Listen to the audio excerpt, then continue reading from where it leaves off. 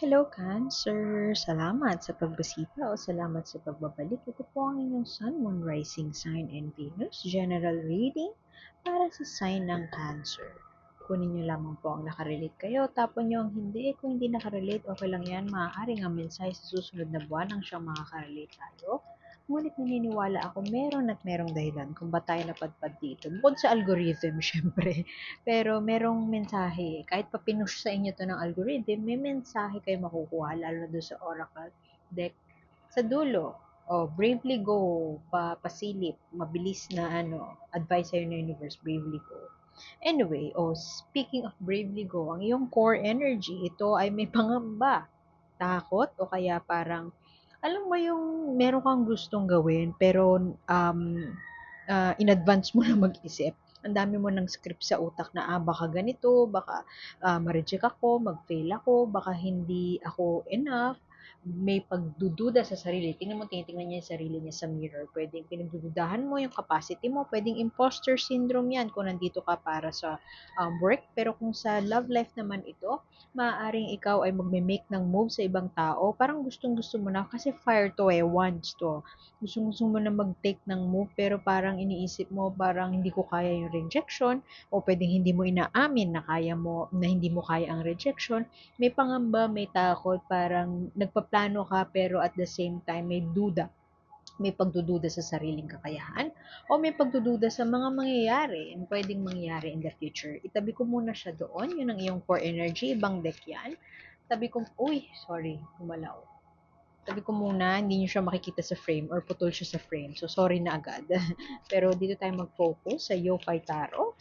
Tarot deck, ito talaga pinili ko for November dahil yokai ay mga creatures, Japanese creatures or Japanese mythological figures. Oops! Hulog. Okay, mukhang finance-related ito o career-related. Pwedeng may promotion, nakabinbin na promotion pero parang feeling mo hindi ka enough o pwede din naman na nakabinbin na parang job offer pero parang feeling mo hindi aligned just because natatakot ka dahil pwedeng managerial role to at hindi ka manager o parang executive role siya kung manager ka na, executive role siya and parang feeling mo hindi ka fit o hindi ka nababagay, pinagdudahan mo essentially yung sarili mo. At ito ay Hmm. May pagbabago around you na nagko-cause ng ano sa'yo. Hindi ko masabi na anxiety kasi wala akong nakitang anxiety dito. Uy! Queen and King of Swords. Hindi ko alam kung ano pa isang reading. Aquarius yata yun. Na nakuha din yan both. O Leo yata yun. Sorry na. Hindi ko maalala. Anyway, may pangyayari um, sa career, basta sa buhay mo, may mangyayari na pagbabago. It's either you will take on a new endeavor, may babaguhin around you, at may konting takot. Kung hindi takot, I mean, hindi baka sabihin mo sa akin, hindi ako natatakot. Sabihin na natin, sige, konting takot. May konting takot na magsimula o i-take on ito kasi pwedeng it's a big role. Pwede kasi Page of Coins, ano siya, parang a period of abundance, solstice, yung parang padating na yung summer, magbe-bear na ng fruits ang mga puno, yun yung solstice, 'di ba? Parang magsa-summer na, parang magyayabong na ulit ang mga tanim, yung ganun.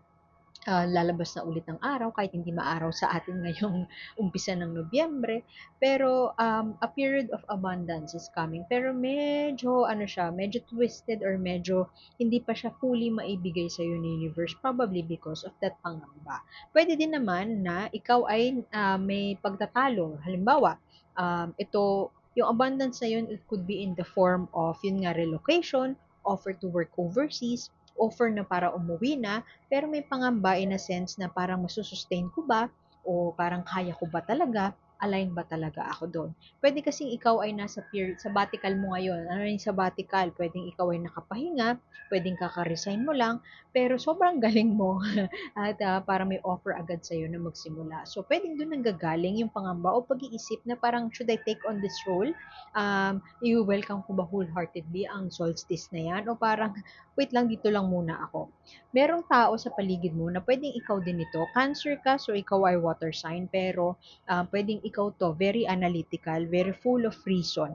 Malakas ang matalino, matalino ka Cancer. Pero may isa pang tao, ito lalaki 'to ha, pero not necessarily lalaki ka, pero energy of a masculine energy siya. Lahat tayo may feminine at masculine energy.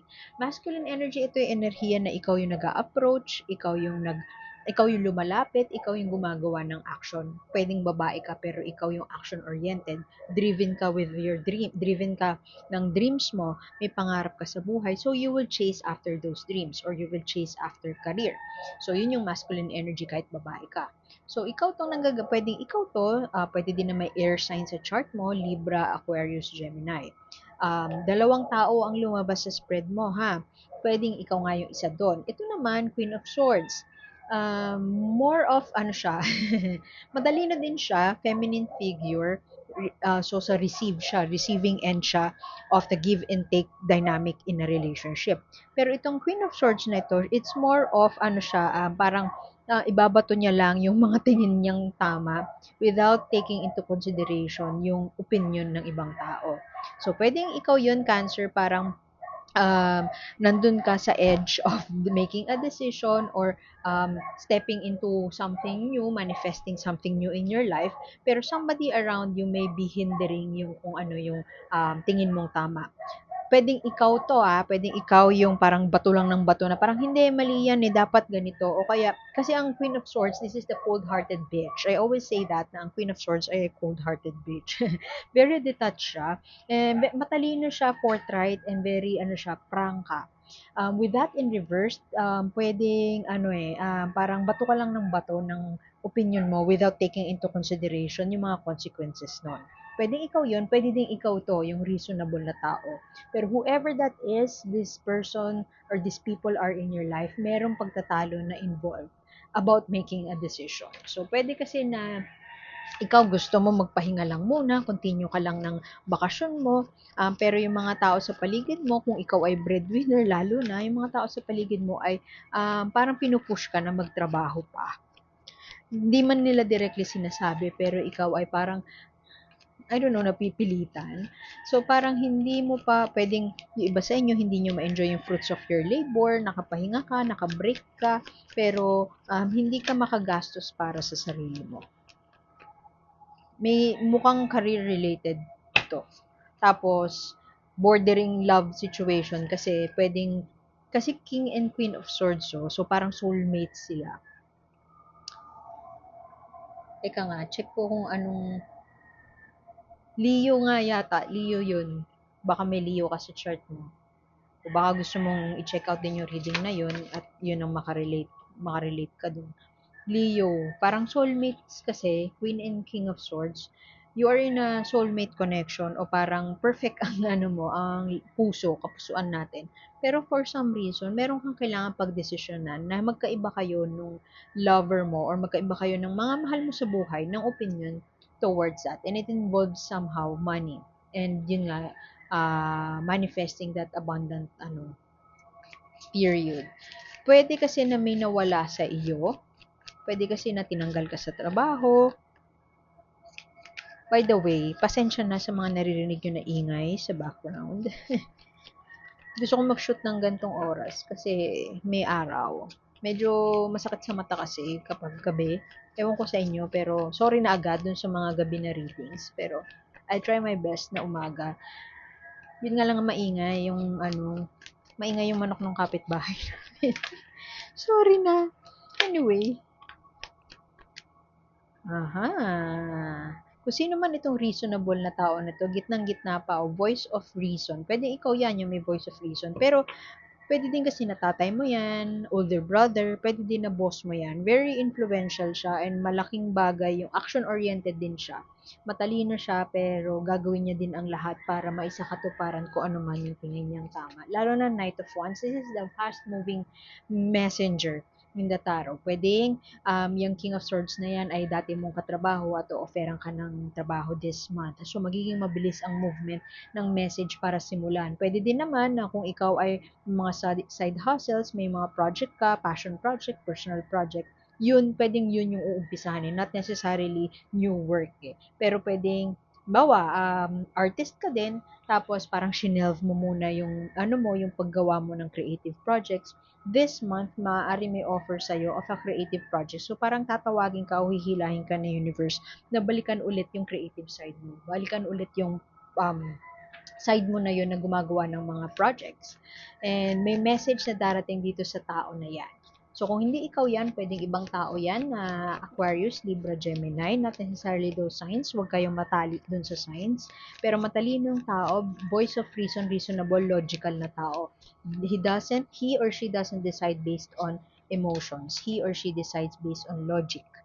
So, kung hindi ikaw yan, mukhang ikaw kasi ay decisive ka based on emotions, at nakaangkla ka sa emotional intelligence mo, may tao sa paligid mo na mag-o-offer sa'yo o magbibigay ng mensahe sa'yo, mag-i-invite sa'yo, at yung tao na yun, logical and reasonable. Uy, new beginning in love. Ang ganda nito, dalawa ang ace mo. So, while this is not the full, pero ace meaning, new beginning in love, pwede din kasi na kung ikaw ay nawalan ng trabaho, na-terminate, nakipag-break, itong argument na to nag-lead to break up, pwede kasi na magkakaroon ka ng ng oportunidad to see things differently. Sorry, see things differently. Pwede kasing self-love journey to, mag-soul searching ka, yun nga lang pwedeng kapos sa budget. So, torn ka kung tatanggapin mo yung offer para magka-budget, pero gusto mo talaga, sabi ng puso mo, gusto mong mag-venture into something else. Pwedeng gusto mo nga mag-soul searching or gusto mo nga mag-travel-travel muna. Pwedeng ganun. Wala akong nakikita travel dito. Ang nakikita ko, loss. Pwedeng nawawala na ng tulog o kaya, mo siya, umulto na nga, inaybags pa. Anyway, pwede kasi na nakapahinga ka, pwede kasi na you are mourning the loss of something, pwedeng loss of job, pwedeng na-terminate, pwedeng na-lay off.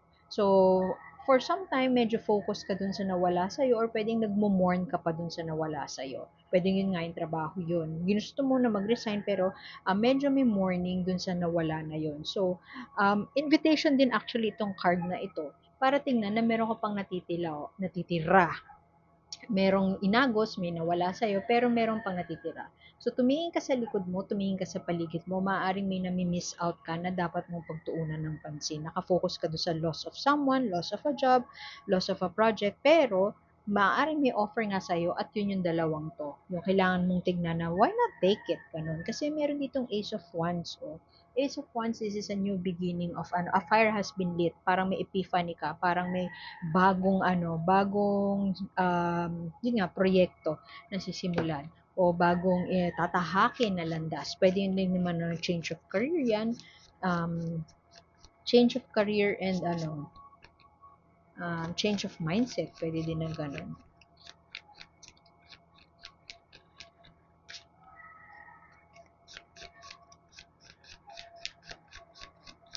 Actually, kung single ka, pwede din kasi na mahanap mo yung katapat mo this month.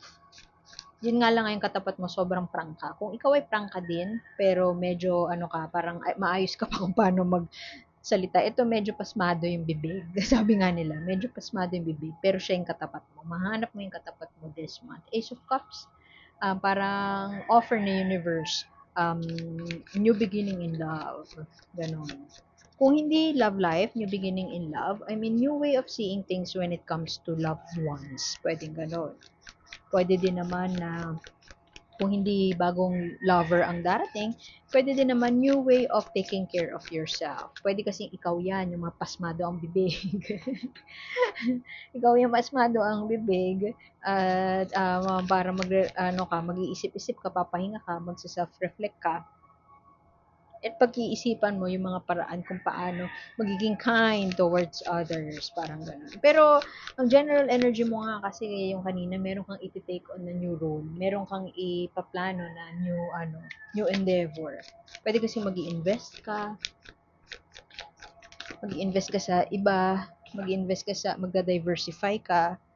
Uy, King of Wands. Ang nahulog. Aray ko.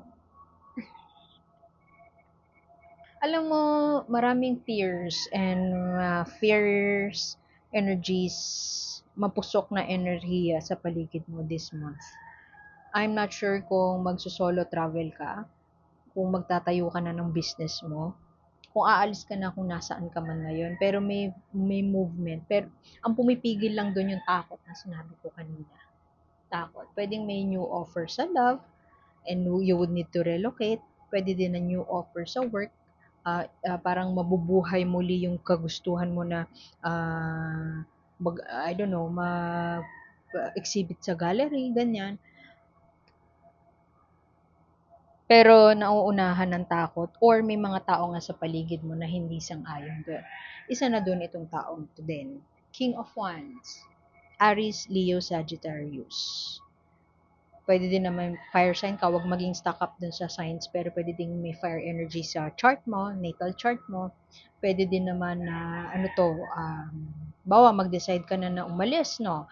Mag-decide ka na na mag-venture into a new endeavor. Pwedeng boss mo to na hindi siya sang-ayon sa desisyon mo. There's somebody around you na mapusok, demanding, at red yung energy niya. Red is, they bend the rules, they say the rules, sila ang batas. Merong taong ganun sa paligid mo. Very passionate sila, pero at the same time, inspiring sila kasi they take action on things that you don't. So, inspirational siya in that sense kasi siguro minsan ikaw mag-hold back ka pa kasi sabi ng puso mo, wag ganto, wag ganyan, o kaya very, ano ka kasi driven by emotions ang Cancer. So, you decide based on what your heart says. Karamihan sa inyo ganon.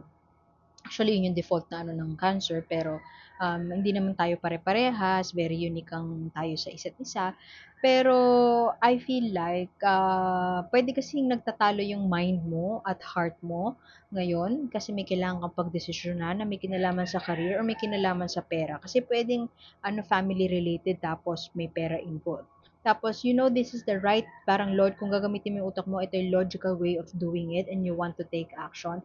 Pero there's somebody around you, actually pwede din sarili mo or yung puso mo. Pero I feel like ibang tao ito, itong King of Wands, pwedeng boss mo na parang sasabihin sa'yo, mali, hindi dapat ganyan yung pagdedesisyon, mali yung decision mo, parang I beg to disagree dun sa mga naiisip mo, at magkukos yun ng argument. Kung ikaw ay galing from logic and reason, itong taong to galing from passion. Galing siya sa passion. So, pwede din kasi na itong taong to ang mag-o-offer sa'yo mag-o-offer sa'yo ng new job, ng creative endeavor, pero ikaw parang wait lang.